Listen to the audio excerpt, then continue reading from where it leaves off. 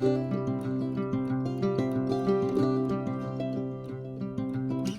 morning I'm going to work on making sauerkraut. Time for a fresh batch of that. We've done our own homegrown cabbage, which you'll see in some of the pictures later on in the video, several times in the past, but right now I've just got some store-bought cabbage that I've got that I'm going to make a sauerkraut with this time. Here you see we got the crock and the salt that we're going to use, and it's pretty simple, you'll see as we go along. Got my cutting board all ready to go. And over here in the other part of the kitchen, got my stones that I've scrubbed down with soap and water and rinsed thoroughly.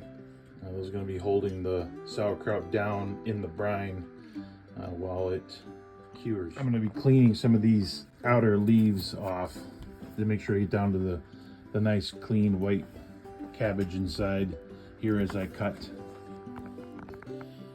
So you can see I've got one head that's cleaned, got the stem part cut off. It makes it easier to pull the bad leaves off. There you see my pile of bad leaves. Then I just split it in half like that. Then I cut it in slices like this. Chunk, chunk, chunk, chunk. It looks like that. Then cut them the other direction through like that. I'm just going to take that and throw it in the crock. Once it's cut up in that, so you can cut it smaller if you want to, but get that all tossed in there. So just a quick look at the crock. Got a little bit of cabbage down in there. This was a Father's Day gift from my lovely wife here a few years back, from this company here. She just ordered it online, Humble House.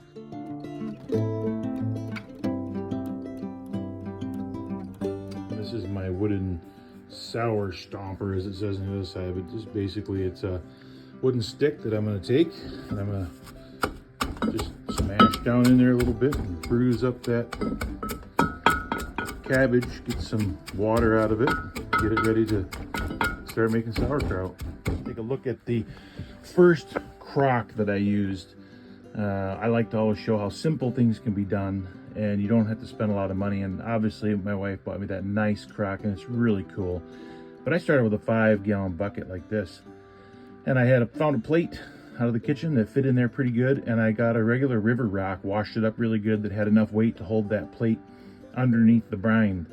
And that's how I made my first couple batches of sauerkraut, and it worked just fine.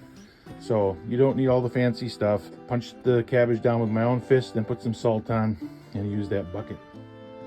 So I went back and re-chopped the cabbage the other direction too. So now I've sliced it, chopped it, the slices, and then chopped the opposite direction again to make it a lot smaller. So go ahead, put this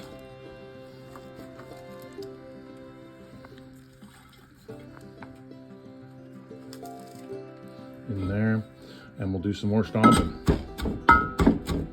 And then between my cabbage layers, I'm just going to take regular Morton salt, and I'm going to sprinkle a bunch of salt in there between the layers.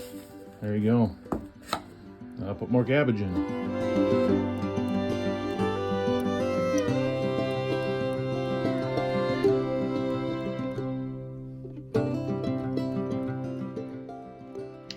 So the first time I ever had homemade sauerkraut, I was visiting some friends who used to work at a Bible camp that we first moved up here to work at. We're in different villages out here in Western Alaska. And I was stopped by to visit, and they had this crock sitting on the counter, like where I keep mine now. And I said, hey, you want to try some homemade sauerkraut? I'm like, sure. And man, it was so good. I was sold just on the flavor alone.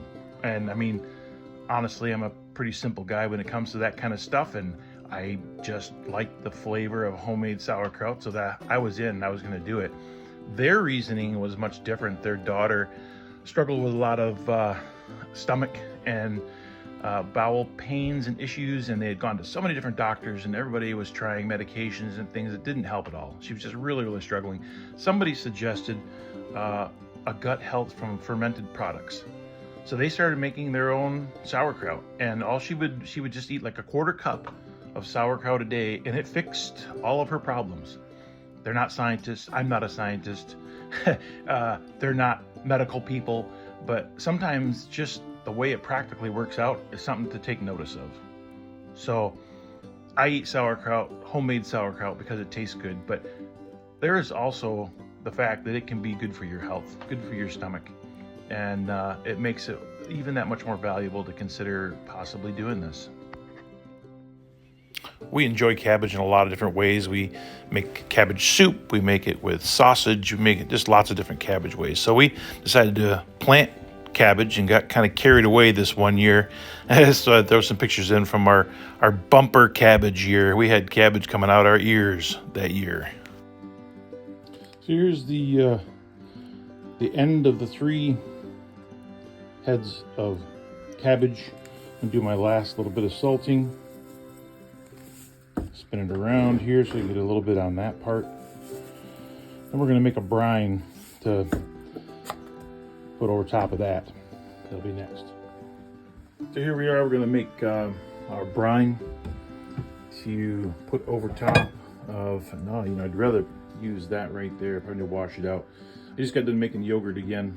You see over there, I got my yogurt going up on top of the Bosch mixer. I've got my cheese. Those are both, I put videos on about both of those. The cheese was 2501. Yogurt was video number 2511, how to do these things simply in your own home. But next we're going to get that cleaned out so that we can make brine. Okay, so I've washed it out really good.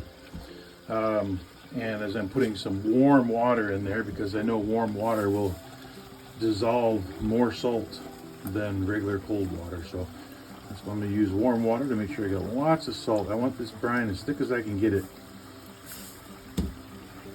We'll stir that in, see how we're coming on that. All right, before I go pouring the brine into my crock here, I'm going to point out that I have the cabbage stuffed in there to just about where the handles are. You can see the handle relief inside the crock there. I've tried to fill it fuller than that, and it gets hard to get the stones in. So that's about where I quit. And 3 small cabbages fits in there really good. Makes a lot of kraut. Now we're going to add the brine. That's going to be good. Now, the cabbage itself will create more as the salt pulls the waters out of it. So it will create more brine itself. Let's get the stones in. These are very porous, so wash these really good. Scrub them down, soap and water. You can even soak them in baking soda and hot water, and then rinse them thoroughly before you reuse them. But we'll get these tucked down in here, up against the side. Make sure that they're pressed in good. Get the matching one in there on the other direction. Okay, just gonna push down on them a little bit. Oh yeah, I'm already getting brine. Look at that. I'm already getting brine over the stones. Now, this top part is a liquid seal. I'm gonna put water in this, and then the cap has little holes in the edge that allows the sauerkraut to breathe and gases come out. But the water in this rim, kind of like a little moat, it keeps bad bacteria through the air from getting back into your kraut and messing it up. I'm gonna take the cap and ease it in there, because the pressure is gonna slowly be blowing out. There we go, just like that as I put it on. But now it's sealed. And I'm gonna move it over here to the corner of my counter. And I like to just keep it on the counter. For one thing, it reminds me to check it, make sure that it's got plenty of water in that seal and that everything's looking good down inside and there's enough brine and whatnot. So I've got the crock set with wood stove heat.